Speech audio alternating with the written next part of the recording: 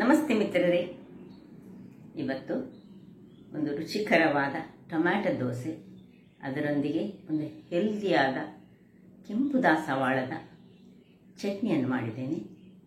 ಯಾವಾಗಲೂ ದಾಸವಾಳದ ಚಟ್ನಿಯನ್ನು ಮಾಡುವಾಗ ಅದರ ನಡುವಿನ ಶಲಾಕ ಅದನ್ನೆಲ್ಲ ಯೂಸ್ ಮಾಡಬಾರ್ದು, ಖಾಲಿ ದಳಗಳನ್ನು ಯೂಸ್ ಮಾಡಬೇಕು ಮತ್ತು ಡೈರೆಕ್ಟಾಗಿ ಯೂಸ್ ಮಾಡಬಾರ್ದು. ಹಾಗಾದರೆ ಯಾವ ಮೆಥಡಿನಲ್ಲಿ ನಾನು ಈ ಒಂದು ದಾಸವಾಳದ ಚಟ್ನಿಯನ್ನು ಮಾಡಿದ್ದೇನೆ ಹಾಗೂ ಟೊಮ್ಯಾಟೊದ ದೋಸೆಯನ್ನು ಮಾಡಿದ್ದೇನೆ ಎಂದು ನೋಡುವ ಮೊದಲು ಯಾರೆಲ್ಲ ನನ್ನ ಚಾನಲನ್ನು ನೋಡ್ತಿದ್ದೀರಿ, ಯಾರೆಲ್ಲ ಇನ್ನೂ ಸಬ್ಸ್ಕ್ರೈಬ್ ಮಾಡಿಲ್ಲ, ದಯವಿಟ್ಟು ಸಬ್ಸ್ಕ್ರೈಬ್ ಮಾಡಿ ಸಪೋರ್ಟ್ ಮಾಡಿ ಅಂತ ಹೇಳುತ್ತಾ ಬನ್ನಿ. ಈ ಒಂದು ರುಚಿಕರವಾದ ಟೊಮ್ಯಾಟೊದ ದೋಸೆ ಹಾಗೂ ದಾಸವಾಳದ ಚಟ್ನಿ, ಅದಕ್ಕೆ ಕಾಂಬಿನೇಷನ್ ಬಹಳ ಚೆನ್ನಾಗಿ ಬರ್ತದೆ, ಬಹಳ ರುಚಿಕರವಾಗಿಯೂ ಬರ್ತದೆ. ಬನ್ನಿ ಹೇಗೆ ಮಾಡುವುದೆಂದು ನೋಡೋಣ. ವೀಕ್ಷಕರೇ, ಇವತ್ತು ಈ ಟೊಮ್ಯಾಟೊ ಹಣ್ಣನ್ನು ಬಳಸಿ ನಾವು ಒಂದು ಬಹಳ ರುಚಿಕರವಾದ ದೋಸೆಯನ್ನು ಮಾಡುವ, ಆರೋಗ್ಯಕ್ಕೂ ಬಹಳ ಉತ್ತಮ. ಇದು ನಾಟಿ ಟೊಮ್ಯಾಟೊ ಹಣ್ಣು, ಸ್ವಲ್ಪ ಹೀಗೆ ಈ ರೀತಿಯಲ್ಲಿ ಬಂದಂಥದ್ದು, ಸ್ವಲ್ಪ ಹಣ್ಣಾಗಿದೆ. 1 ಲೋಟಗಳಷ್ಟು ನಾನು ಉದ್ದು ಮತ್ತು ಅದರೊಟ್ಟಿಗೆ 1 ಚಮಚ ಮೆಂತೆಯನ್ನು ನೆನೆ ಹಾಕಿದ್ದೇನೆ. ಈ ಲೋಟದಲ್ಲಿ 1 ಲೋಟ, ಈ ಲೋಟದಲ್ಲಿ 3 ಲೋಟಗಳಷ್ಟು ದೋಸೆಯ ಅಕ್ಕಿಯನ್ನು ನೋಡಿ ಇಲ್ಲಿ ಉಂಟಲ್ಲ, ಒಂದು ಸಾಧಾರಣ 6 ಗಂಟೆಗಳ ಕಾಲ ನೆನೆಸಿಟ್ಟುಕೊಂಡಿದ್ದೇನೆ. ಇಲ್ಲಿ ನೋಡಿ 4 ಮೆಣಸನ್ನು ಸಹ ಹಾಗೆ ಬ್ಯಾಡ್ಗೆ ಮೆಣಸನ್ನು ಹೀಗೆ ಬೇರೆ ನೆನೆ ಹಾಕಿಟ್ಟುಕೊಂಡಿದ್ದೇನೆ. ಈಗ ಮೊದಲಿಗೆ ಈ ಟೊಮ್ಯಾಟೊವನ್ನು ಕಟ್ ಮಾಡ್ಕೊಳ್ಳೋಣ. ವೀಕ್ಷಕರೇ, ಟೊಮ್ಯಾಟೊವನ್ನು ಸಣ್ಣ ಸಣ್ಣದಾಗಿ ಕಟ್ ಮಾಡಿಕೊಂಡೆ, ತುಂಬಾ ಸಣ್ಣದಾಗಿ ಹೆಚ್ಚಬೇಕಂತ ಇಲ್ಲ. ಈಗ ಈ ಟೊಮ್ಯಾಟೊಗಳನ್ನು ಇದಕ್ಕೆ ಹಾಕೊಳ್ತಿದ್ದೇನೆ. 3 ಅಥವಾ 4 ಸಹ ತೆಗೆದುಕೊಳ್ಬಹುದು, ನಿಮಗೆ ರುಚಿಗೆ ತಕ್ಕಷ್ಟು. ಇನ್ನು ಈ ನೆನೆಸಿಟ್ಟಂತಹ ಮೆಣಸು ನೋಡಿ, ಒಳ್ಳೆ ನೆಂದಿದೆ. ನಿಮಗೆ ನೆನೆ ಹಾಕುವಾಗಲೇ, ಅಕ್ಕಿ ನೆನೆ ಹಾಕುವಾಗ ಅಕ್ಕಿಯೊಟ್ಟಿಗೆ ಹಾಕೊಳ್ಬಹುದು ಅಥವಾ ಹೀಗೆ ಬೇರೆ ಸಹ ಹಾಕೊಳ್ಬಹುದು. ಈಗ ಇದನ್ನೆಲ್ಲ ಉದ್ದು ನೋಡಿ, 1 ಲೋಟದಷ್ಟು ಉದ್ದನ್ನು ಸಹ 6 ಗಂಟೆಗಳ ನೆನೆಸಿಟ್ಟಂಥದ್ದು. ಇನ್ನು ಈ ಅಕ್ಕಿ ಎಲ್ಲವನ್ನು ಸಹ ಒಂದು ಗ್ರೈಂಡ್ ಮಾಡ್ಕೊಳ್ಳೋಣ. ವೀಕ್ಷಕರೇ, ಇದೆ ನೋಡಿ, ಏನು ಚೆನ್ನಾಗಿ ಕಲರ್ ಬಂದಿದೆ ನೋಡಿ. ಈಗ ಇದನ್ನು ಈ ಗ್ರೈಂಡ್ ಮಾಡುವಾಗ ನಾನು ಒಂದು ಇಷ್ಟು ತೆಳು ಅವಲಕ್ಕಿಯನ್ನು ಸ್ವಲ್ಪ ತೊಳೆದು ಇದಕ್ಕೆ ಮಿಕ್ಸ್ ಮಾಡಿಕೊಂಡೆ. ಸೊ ಉದ್ದು, ಮೆಂತೆ, ಅಕ್ಕಿಯ ಒಟ್ಟಿಗೆ ಮೆಣಸು, ಅದರೊಟ್ಟಿಗೆ ಒಂದಿಷ್ಟು ಅವಲಕ್ಕಿಯನ್ನು ತೊಳೆದು ಹಾಕೊಂಡೆ ನೋಡಿ. ಇಷ್ಟು ದಪ್ಪ ನಮಗೆ ಬೇಡ. ಈಗ ಇದಕ್ಕೆ ಸ್ವಲ್ಪ ನೀರನ್ನು ಹಾಕಿ ಉಪ್ಪನ್ನು ಸಹ ಹಾಕೊಂಡು ನಾವು ಕರಡಿಸಿ ಇಟ್ಕೊಳ್ಳಿಕೊಂಡು, ಈಗ ನೋಡಿ ಸ್ವಲ್ಪ ನೀರನ್ನು ಹಾಕೊಳ್ಳೋಣ ಈ ಮಿಕ್ಸಿಗೆ. ಸ್ವಲ್ಪ ಮಿಕ್ಸಿ ತೊಳೆದ ನೀರನ್ನು, ಸ್ವಲ್ಪ ದಪ್ಪ ಆಗಿದೆ ಇದು, ಹಾಕೊಂಡು, ದಪ್ಪ ಯಾಕೆ ಅಂತ ಹೇಳಿದ್ರೆ ನಾನು ಸ್ವಲ್ಪ ಒಂದು ಸಣ್ಣ 4-5 ಚಮಚಗಳಷ್ಟು ಅವಲಕ್ಕಿಯನ್ನು ತೊಳೆದು ಹಾಕೊಂಡೆ. ಈಗ ಸ್ವಲ್ಪ ಉಪ್ಪನ್ನು ಸಹ ಸೇರಿಸ್ಕೊಳ್ಳೋಣ.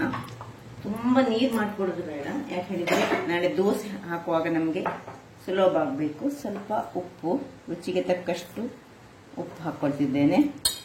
ಉಪ್ಪು ಹಾಕೊಂಡು ಒಳ್ಳೆ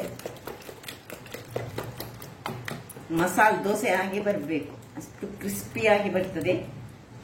ನಾವು ಹೇಗೆ ಕಲಡಿಸಿ ಇಟ್ಕೊಳ್ತೇವೆ ಅದರ ರೀತಿಯಲ್ಲಿ ಬರೋದು. ಚೆನ್ನಾಗಿ ಒಂದೇ ಸೈಡ್ನಲ್ಲಿ ಹೀಗೆ ಕಲಡಿಸಿದ್ರೆ, ಇಲ್ಲಿ ಬೇಕಿದ್ರೆ ನೀವು ಸ್ವಲ್ಪ ಸಕ್ಕರೆಯನ್ನು ನಾಳೆ ಬೆಳಿಗ್ಗೆ ಸೇರಿಸ್ಕೊಳ್ಬಹುದು ಬೇಕಿದ್ದರೆ.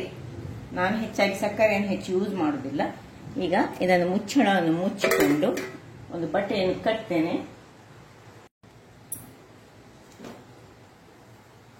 ಈಗ ಫರ್ಮೆಂಟೇಷನ್, ಓವರ್ನೈಟ್ ಫರ್ಮೆಂಟೇಷನ್ ಇಲ್ಲಿ ಇಟ್ಕೊಂಡು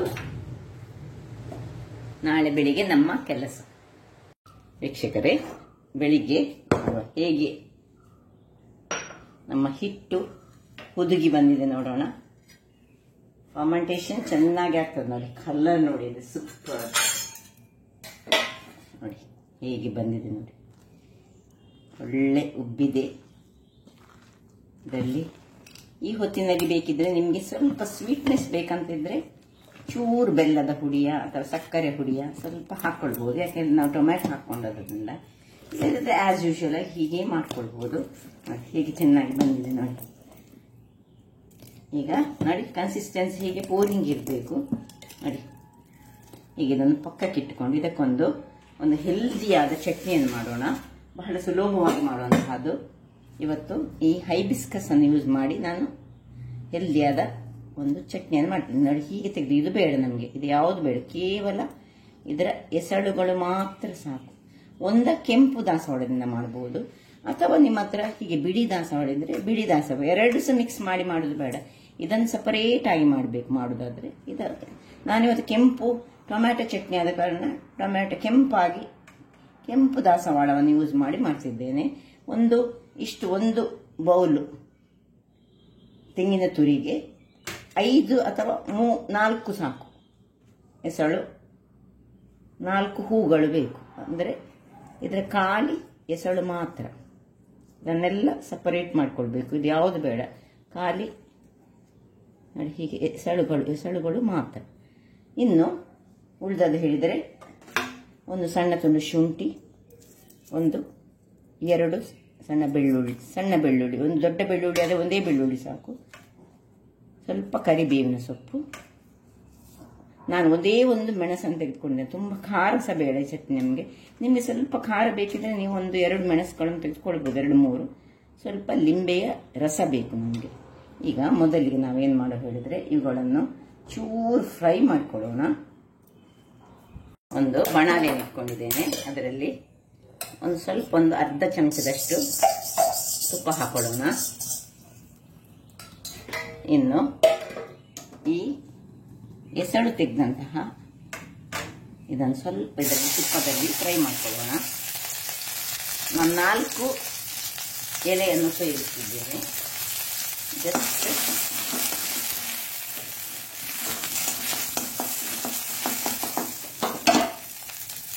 ನಿಮಗೆ ಸ್ವಲ್ಪ ತುಂಬ ಮಂದಿ ಇದ್ರೆ ಒಂದು 5-6 ಈ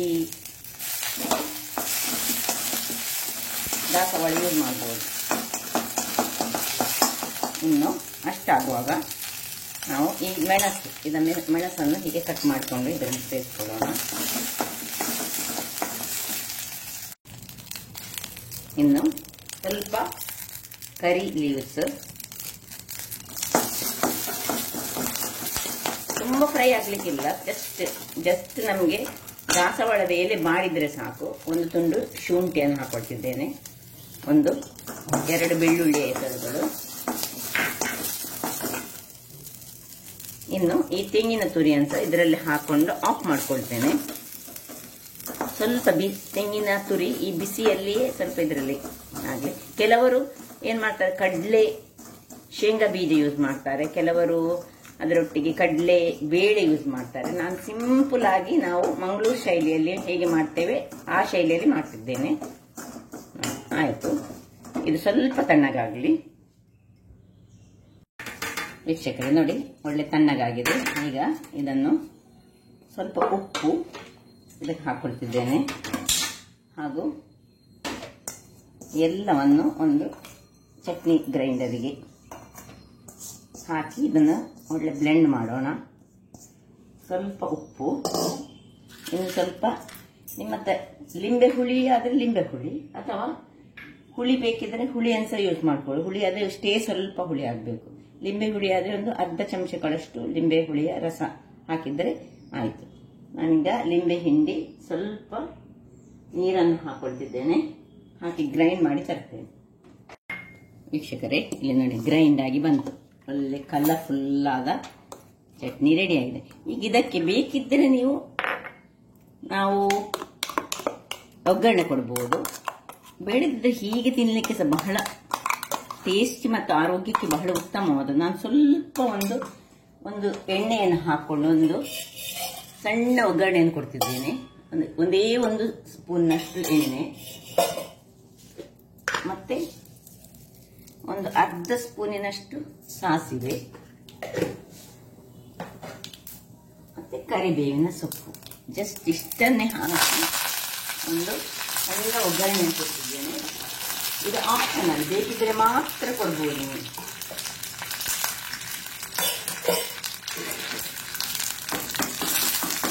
ಸಾಕು, ಆಫ್ ಮಾಡ್ಕೊಳ್ಳೋಣ.